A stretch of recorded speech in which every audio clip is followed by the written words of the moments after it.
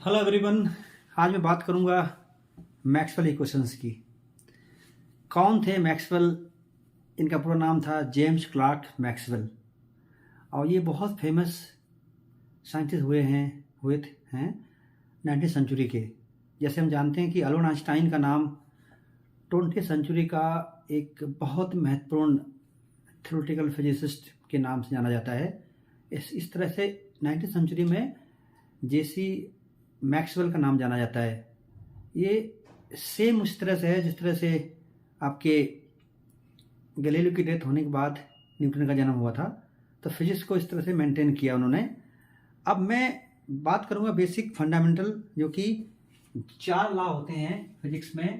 पहला लॉ होता है basic fundamental law. Basic fundamental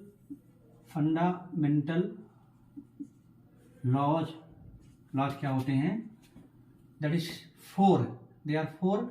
और जो पहला लॉ है दैट इज नोन एज, इसे जानते हैं हम लोग गॉस लॉ बोलते हैं।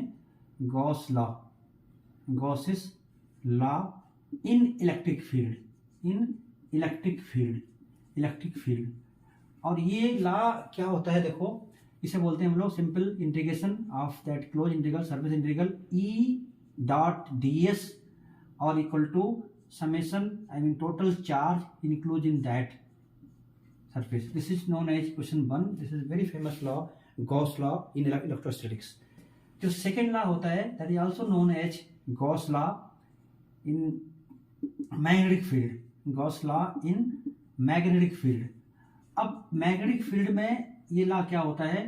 Similar B dot D S और सरफेस इंटीग्रल इक्वल टू 0। और इसका अपना इंपॉर्टेंट है बिकॉज ये क्वेश्चन कहती है कि मोनोपोल एग्जिस्ट नहीं करते हैं, ऑलवेज डाइपोल होते हैं। That is positive negative dipole negative. और थर्ड इक्वेशन जो आपकी है वो है कि फैराडे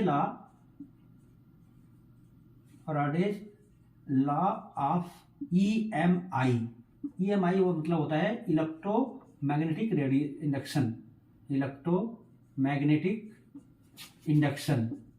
इंडक्शन। अब थर्ड जिसका मैथमेटिकल फॉर्म क्या होता है? E M F equal to minus times D phi B over D T.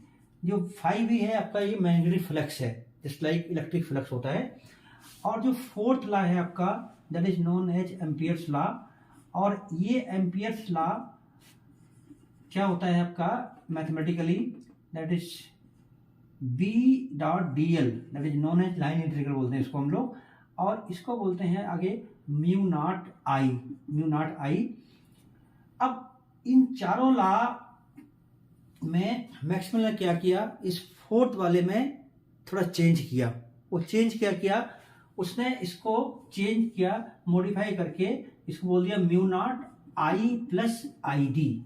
और जो आई डी है that is known as displacement current. इस वजह से ये चौथा लॉ जो हो गया वो हो गया एम्पियर्स मैक्सवेल मॉडिफाई लॉ।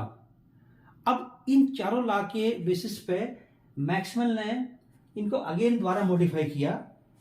तो मैक्सवेल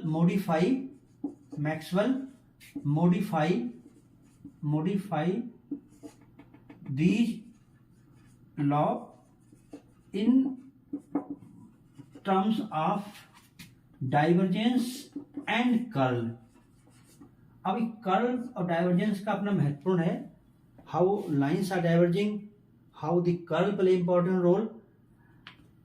सो बेसिक लॉ क्या होते हैं? इसके कॉरस्पॉन्डिंग एक इक्वेशन आई।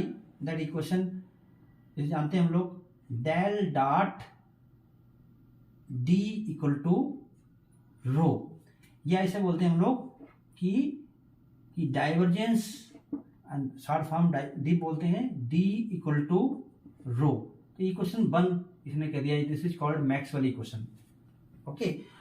और इसके कॉरस्पॉन्डिंग एक और इक्वेशन लिखी इसने कि del dot B equal to 0, और इसको बोलते हैं डाइवर्जेंस बी इक्वल टू 0। इसे इक्वेशन 2 कह दिया उसने। और इस थर्ड के अकॉर्डिंग एक लिखा है कि del cross E equal to minus D B over D T, और इसे बोलते हैं हम लोग curl E equal to minus D B over D T, third बोल दिया उसने। और इस फोर्थ के अकॉर्डिंग एक और इक्वेशन आई, that is del cross H equal to J plus del D over del T. तो इसको बोलते हैं हम लोग curl H equal to J plus del D over del T. अब इन चारों इक्वेशन जो है दे मतलब ये दोनों ऑब्टेन हुई फ्रॉम दीज 4 फंडामेंटल लॉज। तो बेसिकली चेंज किया उसने इन चारों लॉ को मॉडिफाई किया इन terms of divergence and curl. ये पहला जो है गॉस लॉ अभी भी गॉस लॉ है, ठीक है। तो ये इससे आप you can obtain this law from this, ये बड़ा आसानी से प्राप्त कर सकते हो। अब जैसे मैं ये कहूँ कि अगर समबडी कोई पूछता भाई ये फॉर्मूले I mean this question I कैसे, ठीक है। तो इस समझने के लिए लेट्स टेक फर्स्ट पार्ट, इसे समझने के लिए प्रूफ करते हैं फर्स्ट वाले को।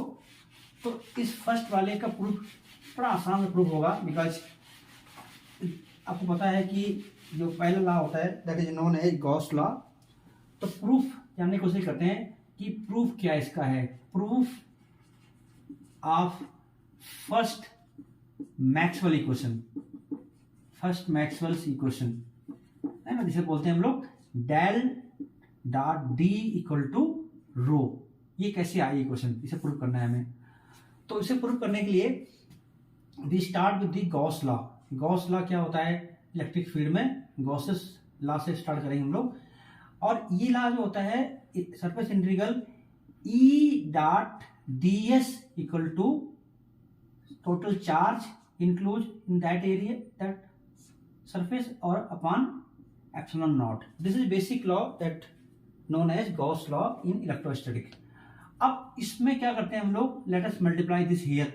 तो आ जाएगा आपका कि एस एप्सिलॉन नॉट ई और D S equal to total charge enclose that area. Okay, अब देखिए यहाँ पर there are 4 fundamental I mean 3 densities बोलते हैं।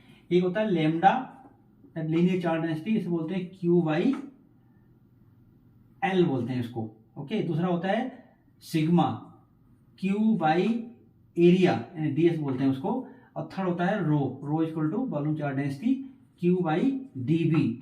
अब देखो इस थर्ड की जगह हम इसमें ले सकते हैं आई मीन डेल्टा जो क्यू होगा डेल्टा क्यू होगा रो डी बी। तो इसको आप कैसे लिखेंगे आप कि this epsilon naught E S D S equal to now in place of delta Q you can write this rho D B. Let us put because volume यहाँ पे वॉल्यूम यहाँ भी हो जाएगा। अब देखिए इसको ले सकते हैं डी कैपिटल डी, बिकॉज ये मेरा फंडामेंटल है। डी इक्वल टू होता है आपका epsilon naught E and B equal to होता है mu naught H. How that D is called displacement vector connected with the electric field. Similarly, how the magnetic field connected to intensity of magnetic field. So अब now problem दोस्तों क्या आ गई यहाँ पर, इसको अब चलो ले सकते हैं आराम से हम कि ये D हो गया आपका, इसे D कह दिया हमने, D dot D S equal to this B और रो B। अब यहाँ प्रॉब्लम ये है कि एक साइड में तो आपका है सरफेस इंटीग्रल, अदर साइड में है अब वॉल्यूम इंटीग्रल। सरफेस का मतलब होता है 2 dimension x and y dimension, and volume का मतलब होता है दैट 3 डायमेंशन x y और z। So how that 2 dimension equal to 3 dimension, I mean तो ना आप नहीं मानोगे कि भाई 2 इक्वल टू 3 कैसे हो जाएगा, नेचुरली नहीं होगा। तो कैसे हम इसे 3 को 2 बनाएं या 2 को 3 बनाएं, तो इसके लिए एक बड़ा फेमस थ्योरम है that is known as GD बोलते हैं, गॉस डाइवर्जेंस थ्योरम बोलते हैं। और इसका काम क्या होता है कि जब कभी भी आप 2 डायमेंशन से 3 डायमेंशन चेंज करोगे तो ये इजीली कन्वर्ट कर देता है। इसमें क्या होता है कि डेल डॉट ए और डी बी इतना आ जाएगा आपका वॉल्यूम इंटीग्रल। तो इस जैसे ए डॉट डी एस है इक्वल टू एडिशनल टर्म आ जाती है दिस डेल, और del is 3 dimensional term X Y Z. So अब इसको मैं अप्लाई करता हूँ लेफ्ट हैंड साइड में। तो लेफ्ट हैंड साइड मेरा जो इक्वेशन हो जाएगी, ये हो जाएगी, एक तो ये सरफेस से वॉल्यूम बदल जाएगा और डेल डॉट ये जाएगा डेल, और साथ में डी रहेगा आपका, और उसके बाद ये सरफेस से दैट बिकम वॉल्यूम और इक्वल टू दिस, इसमें नो चेंज, ये बी और रो डी बी। अब now there is no problem, no problem means कि दोनों तरफ 3 डायमेंशन टर्म है, वॉल्यूम वॉल्यूम, सो इक्वल कर सकते हैं इसको आप, और करके del dot D minus rho equal to 0, because हम अज्यूम कर रहे हैं कि ये जो वॉल्यूम इनक्लोज है that is not equal to 0, ये 0 नहीं हो सकता है बिकॉज आपने अज्यूम किया हुआ है। सो अब ये क्वेश्चन जो आपकी हो गई कि del dot D equal to rho, या इसे बोलते हैं divergence D equal to rho. So ये आपकी equation, this is known as first Maxwell equation है, फर्स्ट मैक्सवेल इक्वेशन। सो देखिए इसमें इतना आसानी से प्रूफ हो गया। आपको ये फॉर्मूला पता है, E dot D S surface integral equal to this is known as Gauss's law in electrostatics. इसमें क्या करा आपने, इसको इससे मल्टीप्लाई किया, ये हो गया, और डेल्टा क्यू ऐसे ही है, समेशन क्यू ऐसे ही है, इसकी जगह लिख दिया आपने रो डी बी, और ये कैपिटल डी होता है। अब सरफेस टू वॉल्यूम चेंज करने के लिए भी अप्लाई द थ्योरम, उसके बाद आपने अप्लाई करने के बाद दे बिकम सेम। अब आप volume is not equal to 0, so delta rho equal to 0 हो गया आपका। कितना आसानी से प्रूफ हो गया इसका। इस तरह से हम सेकंड इक्वेशन प्रूव कर सकते हैं। आई मीन अगर आपको कहे भाई सेकंड इक्वेशन प्रूव करो मैक्सवेल, थर्ड भी कर सकते हो आप।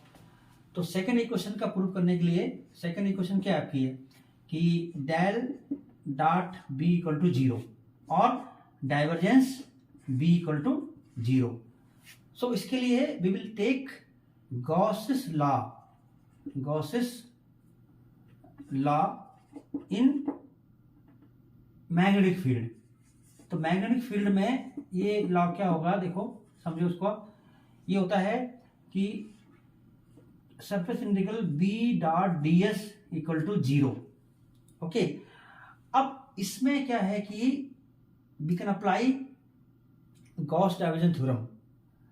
अगर हम जीडी थ्योरम लगाते हैं, और जीडी थ्योरम क्या करती है, इट टेल्स कि हम उसको सरफेस से वॉल्यूम चेंज कर सकते हैं। Again we can write this कि अगर मान लो कोई एफ वेक्टर है और यहाँ डी एस लगा हुआ है और इसका सरफेस इंटीग्रल यहाँ लिखा हुआ है, तो इसके बाद ये क्या होता है, इट बिकम वॉल्यूम इंटीग्रल, और एक एडिशनल टर्म आ जाएगी और एफ ऐसे रहेगा और बिकम वॉल्यूम। ये तो राइट हैंड साइड तो 0 है, लेफ्ट हैंड साइड में लगाना चाहे लगेगा नेचुरली, तो इसमें लगाने में क्या होगा, तो by GD theorem this will be your del dot B और dot D S D B and integral of that v equal to 0। अब अज्यूम किया आपने कि integral of this is not 0, so इससे क्या होगा, और this del b equal to 0 और divergence b equal to 0। This is called my second Maxwell equation. तो देखा आपने, बड़ा सिंपल वे में हम चारों इक्वेशन प्राप्त कर सकते हैं, और इसकी इतनी एप्लीकेशंस हैं इन हायर फिजिक्स में, इन रिसर्च में, कि how the electric and magnetic field play important role. I mean universe में हर जगह क्या होता है, जो सिग्नल होते हैं वो दोनों होते हैं, इलेक्ट्रिक और मैग्नेटिक फील्ड। और इलेक्ट्रिक और मैग्नेटिक फील्ड का रेशियो होता है वेलोसिटी ऑफ लाइट, और इलेक्ट्रिक और मैग्नेटिक फील्ड ऑलवेज परपेंडिकुलर होती हैं। तो बहुत सारे कंसेप्ट हैं समझने के लिए। तो if you know Maxwell equations, you can know a lot.